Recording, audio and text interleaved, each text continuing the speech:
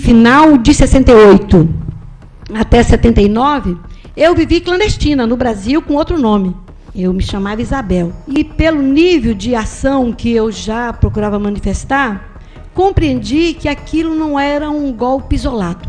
Infelizmente, aqui no Brasil, por força e apoio dos Estados Unidos, esse golpe aconteceu. Mas esse momento de resistência foi bastante alongado. E por conta disso, eu fazia Belas Artes naquela época, não pude continuar meus estudos, porque eu tive de fugir. Eu sou filha de Goiás, meu pai é daqui do Pará, minha mãe uma fazendeira, para exatamente continuar a resistência ao movimento contra a ditadura militar. Da preocupação, da perseguição política era uma constante. Porque você não sabia se amanhã você vai continuar o dia, depois de amanhecido e começando a trabalhar, ou se de repente qualquer coisa poderia estar acontecendo e até a sua vida teria terminado, né? Daí, no início da década de 80 que eu venho para cá, para o Pará. Continuei minha atuação militante, tanto no movimento de mulheres, na União Brasileira de Mulheres, na luta pela emancipação humana das mulheres, entendendo que só conseguiremos isso libertando homens e mulheres, e também na Federação de Bairros, que fui presidenta por um bom período. Jornal Tribuna da Luta Operária. Aliás, eu fui uma das tribuneiras, e uma das tribuneiras que mais vendia o jornal. E era assim, com base mesmo de, olha, que podia haver uma perseguição. Porque nas bancas que nós colocávamos o jornal, muitas das vezes, uma bomba era detonada ali naquelas bancas. E eu me lembro que eu fiz uma mural para exatamente botar as manchetes principais do jornal, que primeiro era semanal, depois quinzenal.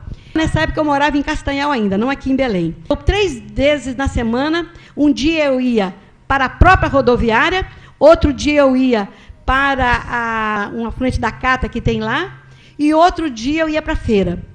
Por quê? O jornal precisava de chegar na mão dos trabalhadores, porque o jornal acabava desenhando o que acontecia no Brasil, do ponto de vista do movimento popular, e como se organizavam a população, os trabalhadores, as mulheres, a juventude, para fazer essa mudança no país. Mas esse jornal tinha sede aqui em Belém. E a sede de Belém foi visitada pela polícia política, e houve uma ocasião que prenderam tanto o meu ex-companheiro, Marcos Panzera, como também o nosso saudoso Neuto Miranda. Uma prisão arbitrária, porque já nós estávamos na década de, quase chegando em 85, 84. Tivemos pessoas que se infiltravam, e isso não acontecia em todas as organizações, que se infiltravam entre nós para adquirir informações para manter a ação política da polícia. Eu sei que eu aqui só falei assim muito pontualmente cada uma das questões, em que em todas elas, por conta da minha atuação, eu tive uma participação, né, nesse movimento como um todo. Naquela época, nós estudantes tínhamos aquela coisa que a juventude tem, que parece que era a juventude que ia resolver todos os problemas do mundo.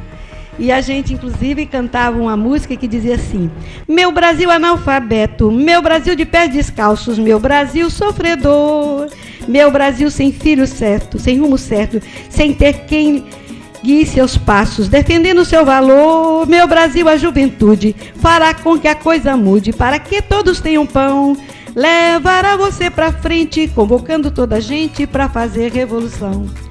Desculpa que eu também não sei cantar. E o Pará. Aqui estou falando da força do povo brasileiro e do povo paraense, para que nós possamos realmente conhecer toda a nossa história e cada vez mais sermos dignos do que estamos construindo. Muito obrigada.